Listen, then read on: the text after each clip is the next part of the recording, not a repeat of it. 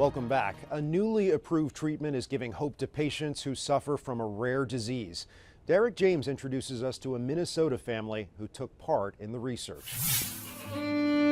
17-year-old Connor Martin keeps busy. I play violin.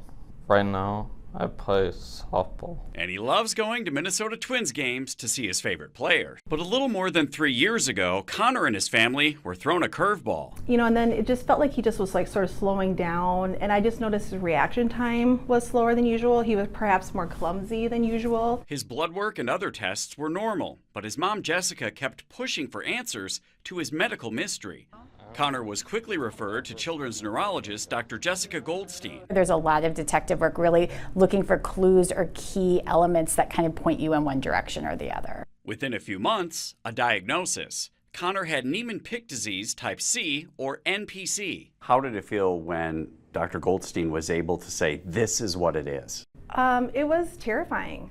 NPC is a rare, inherited, progressive, and fatal neurodegenerative disease. Connor's mom, Jessica, pushed for him to be part of a clinical trial for a new drug called Miplyffa. Since starting the medicine in late 2022, Connor has made improvements. Really did stabilize things for him pretty quickly.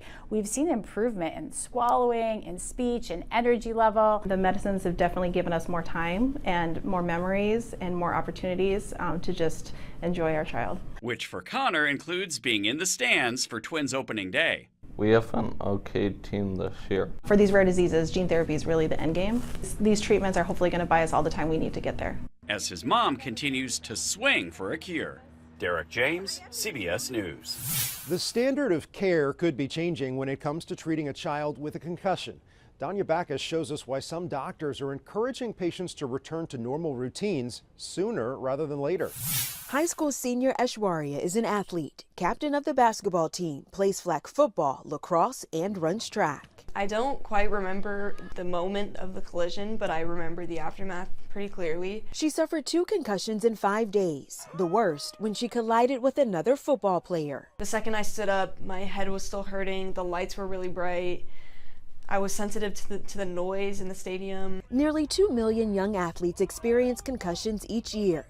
Aishwarya was initially told to rest in a dark room with minimal physical and mental activity. Outdated guidance, according to sports medicine specialist Dr. Jonathan Santana. After about 48 hours, we do want them getting back into their activities of daily living. So that usually includes going to school. And that's probably the hardest thing for many of these kids to do because school can be the most demanding on the brain. Children's Hospital Los Angeles is one of 6 hospitals nationwide studying what factors impact quality of life or predict how long concussion symptoms will last for student athletes. Those that get back into daily activities and activities of daily living tend to have better outcomes. Recent studies show the longer kids stay out of school after a concussion, the harder the recovery.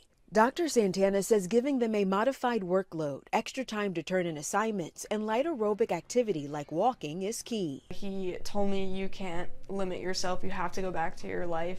You have to build your confidence up again. Aishwarya says her recovery took off after seeing Dr. Santana. She was cleared to return to sports after 3 months and recently played in her league's All-Star game. Danya Bacchus, CBS News, Santa Clarita, California. Congress is looking into whether the country should set a year-round standard time and abandon the changing of the clocks for daylight saving time.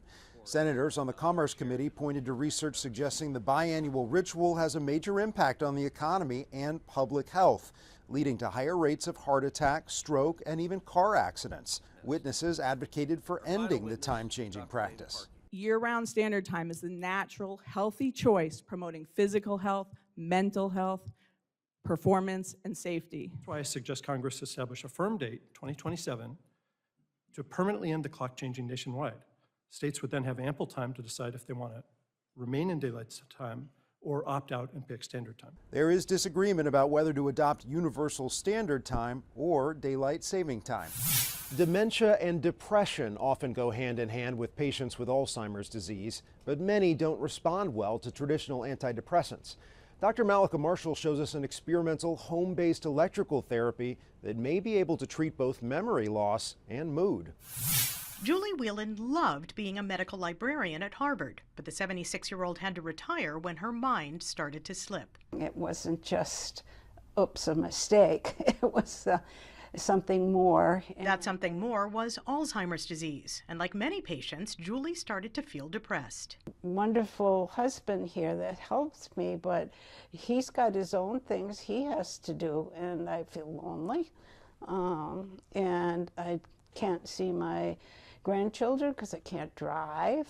Researchers at Harvard-affiliated Hebrew Senior Life say antidepressants don't work well in older adults, so they're studying the effects of transcranial electrical stimulation on both depression and memory loss in patients with Alzheimer's, delivered right at their home. It is not the same as shock therapy, ECT.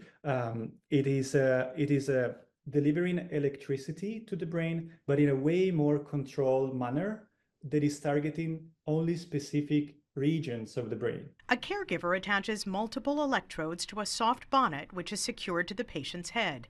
Gel is applied to the scalp and leads are attached to each electrode. An iPad walks them through the steps systematically. Each session takes about 22 minutes, and Julie needs to stay silent and still during that time. Julie did 5 treatments a week for a month. Is it painful? No.